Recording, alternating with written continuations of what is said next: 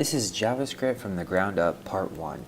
If you like this series and if you like this video and you'd like to see more content like this, please do two things. Please click the like button and please subscribe to my channel.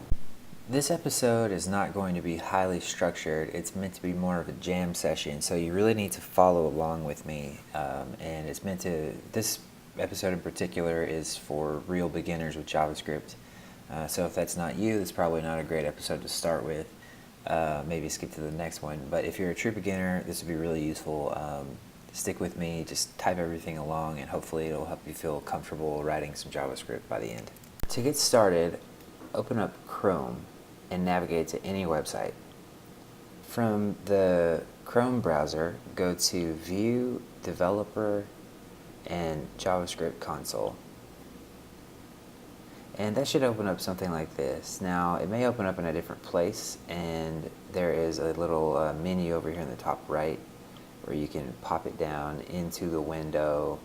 You can put it on the side, or you can put it over. And actually, it might actually be useful for us if we put it on the side, and then we can make it about half size maybe, kind of like the mobile layout on YouTube a little bit better. Now, if you're not familiar with the developer tools in Chrome, it's an incredible tool that you really need to get familiar with. The two things that we'll be using throughout this series are the Elements tab, which shows you all of the HTML in your site, along with the CSS on the right, and you can modify all these things in place and see what it does on the left. And then JavaScript console, where you can type JavaScript directly in and it will execute. If you're brand new to JavaScript, you may be asking questions like, what is HTML? What is JavaScript? What is CSS? And in the old days, you could say things like, well, HTML is the structure of your website, and CSS is for styling things, making it look right, and then JavaScript is for adding behavior. And that's still semi-true, but in today's day and age, CSS can add a little bit of behavior. JavaScript can be used all over the place, not just in a browser. It can be used on the server, and this has been true for a while. And if you've been studying this kind of thing much at all, you already know that, but it needs to be said in case somebody's totally new. Anyway, let's get started. So the first thing that I want to talk about is primitive data types, which is not going to take long. This is super basic. So first of all, we can leave a comment in JavaScript by typing 2 slashes. So I'm just going to leave a little header here for what we're talking about. And it just leaves that word up there. So the first thing is a string. Now a string is just text between quotes, and you can just start typing, and that's what it is. And then there are booleans, which are true and false,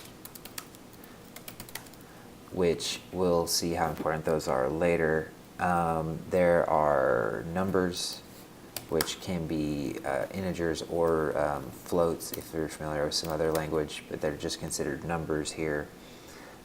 There's null, and there is undefined. Now you can see undefined by typing it in. Actually, no, you can't. I have to maybe spell it right. And anyway, that's pretty much your primitive data type. Now, if you look at null and undefined, they look really similar. The difference is that undefined is what happens when something has not been set to anything, and null is what happens when something has been set to nothing. So you say like, so for example, so this gets us into variables. So you can set something to a variable with the keyword var. So you type var, and then we can say Bob, or whatever we want to call it. And if I hit enter now, Bob is undefined. We did not set him equal to anything. So if I type in Bob, it will print out undefined below him.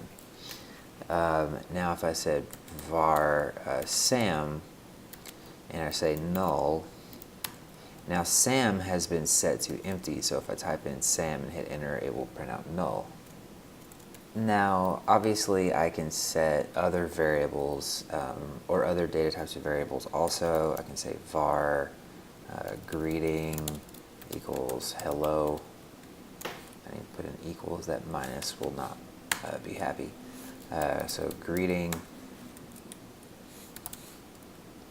and we get hello. Now, one cool thing you might want to be able to do, or might want to do on your side, is clear with parentheses, and it will clear the console.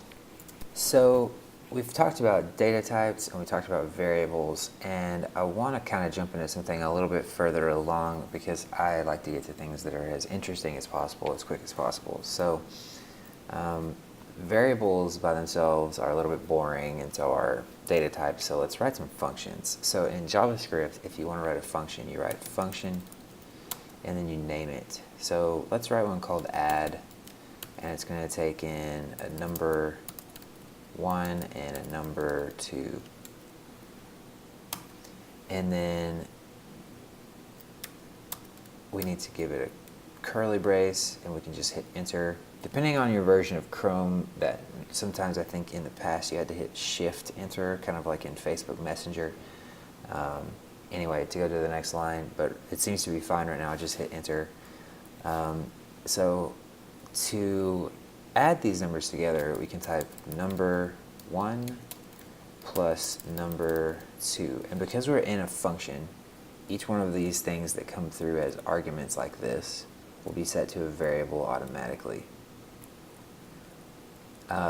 So if I hit curly brace, closing curly brace, and I need to actually type a keyword here, return. So now I can call add 2 and 3, and it's going to give me the answer. So there's a few concepts in here that we haven't talked about yet. The first concept is mathematical operators. So if we have numbers, which we do, we can use pretty much all of the standard math operators and an extra one or two.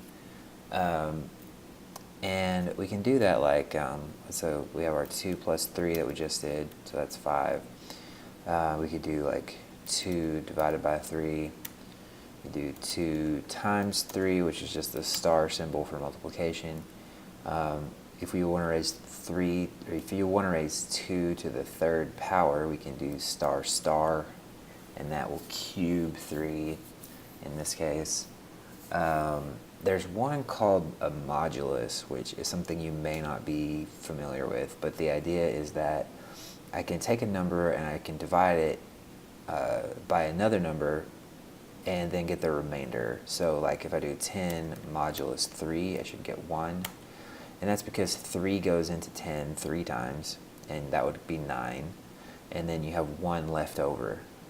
So we're not going all the way to like creating a fraction. So this would be normally 10/3, but it's like how many times can I cleanly divide 3 into 10, and then what's the remainder? So 3 goes into 10 3 times to make 9, and then you have a 1. So that's pretty useful in some situations we may look at later. So the next concept that is kind of odd, I think, if you're not used to programming, is the concept of return. So let's look at a new function, and we'll call it some stuff. So I could do like number 1 plus number 2, and then, oh, I hit enter, so I do need to hit shift enter in this case. So if I hit shift enter, I can go to the next line, and then we'll just do like number 1 divided by number 2, and then we'll return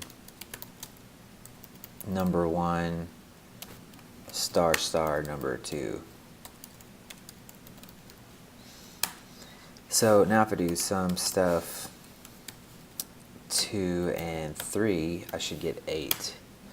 And basically all this is illustrating is the fact that you can do some stuff with the numbers beforehand, and we're not actually changing the numbers, so we're not like modifying any numbers or anything like that.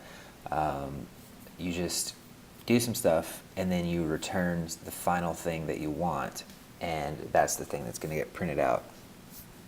And it's not just that it's printed out, that's actually the wrong way to say it, it's that it is returned. And when something is returned, That means that you have the ability to set it equal to a variable or to do something with it. So for instance, we can do var cube2 equals some stuff 2, 3. And now if I type cube2, that's equal to 8. So when you return something, in a nutshell, you're saying, give this thing back to me. And that's basically it. And there's also some stuff that has some implications on what, let's clear illustrate.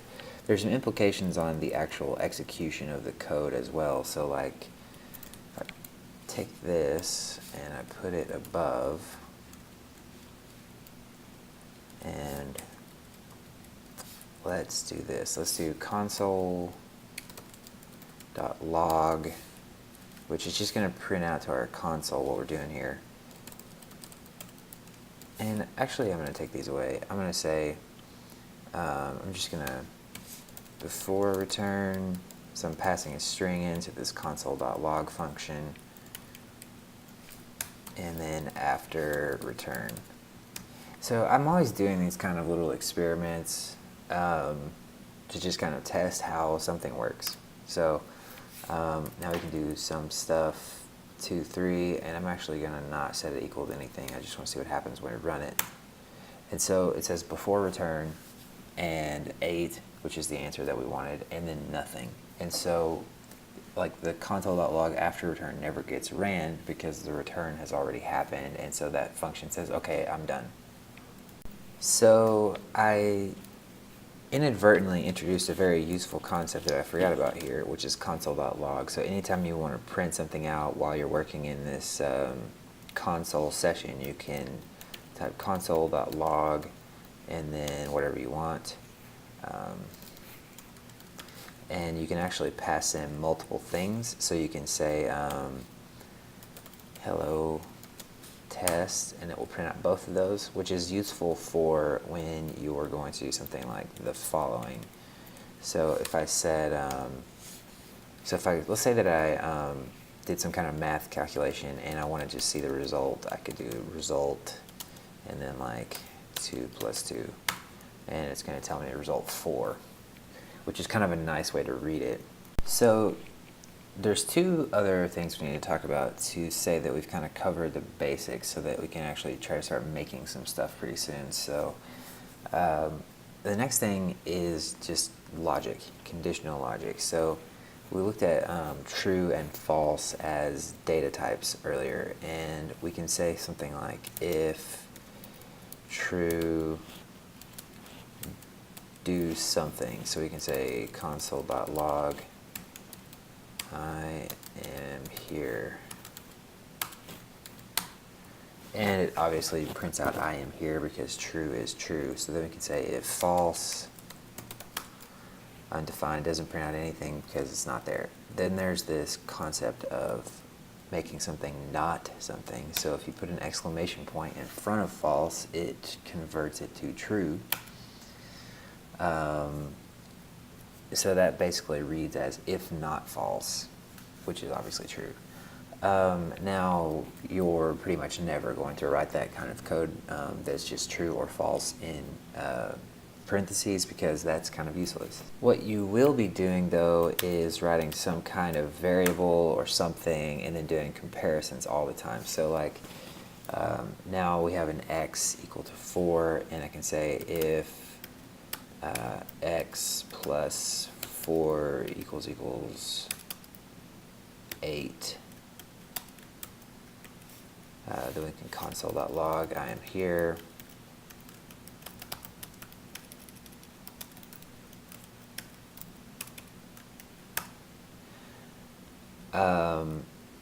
You could say if x plus 4 does not equal 8, and then obviously it doesn't do anything, but if I say x equals 5, now it's no longer equal to 8.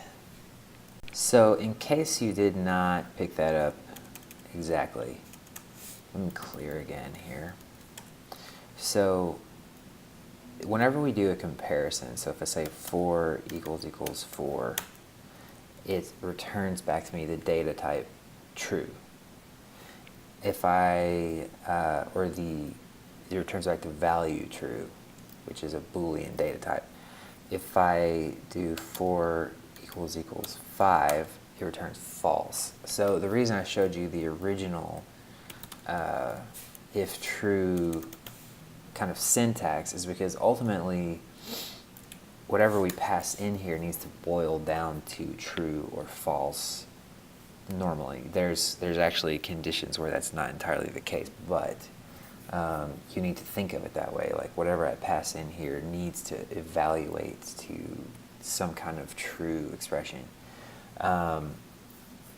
There's this concept of truthiness, which is a little bit more complicated, but in a nutshell, it's if this thing exists. So if I can actually type in if hey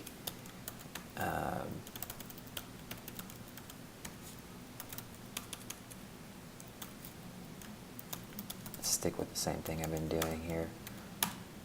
Now that works because hey exists, and that's a form of truthiness. You can type in undefined and it won't do anything. You can type in null and it won't do anything. So those are considered falsy. So what that's useful for is like a lot of times you want to look something up like in the browser, like see if some HTML element exists, and if it exists you want to do something. So you can handle that in a couple of ways. You can like check and see if the length is greater than 0, which evaluates to an actual true, or you can just say like if this thing exists. So that's kind of what the truthiness concept is about. That reminded me, we also did not talk about greater than or less than comparisons. So we can do 8 is greater than 4, we can do greater than or equals, we can do less than, we can do less than or equals. And you can see those returning true and false. So there's just one last concept I want to talk about today, which is else and else if. So whenever we have an if, we can do if number, let's say number is greater than 3. Actually, this is going to blow up because I don't have a num variable. So we'll say num equals 5. Okay. And we'll say if num is less than 3,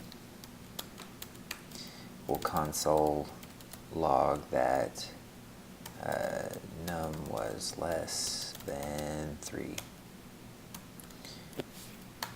And then to close this, we need a curly brace, and then we can say else if, and then give it a different condition and say num is less than 6. I'm going to copy this, but greater than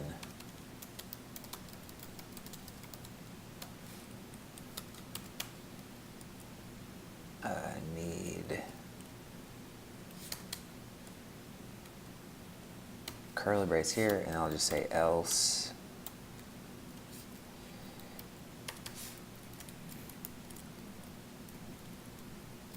and then we'll say like num was too big to count, and then we'll close that off. So now I can say well, now I just printed out the answer because it was, that's a really confusing sentence. Num was less than 6. Excuse me, I typed that wrong and that was confusing as heck. Num was less than 6 but greater than 3.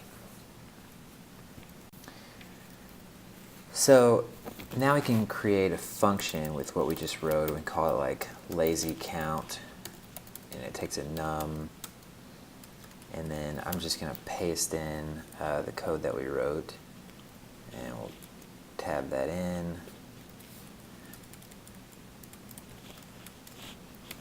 And then we can lazy count 2, gives us kind of a ballpark of what it was, and then so on and so forth. that is it for this basic intro. In this next episode, we'll get into some more interesting, probably slightly more complicated stuff. I imagine we'll be doing some stuff that interacts more with the actual web page. Anyway, if you like this, click subscribe, click the like button, and I will talk to you next time.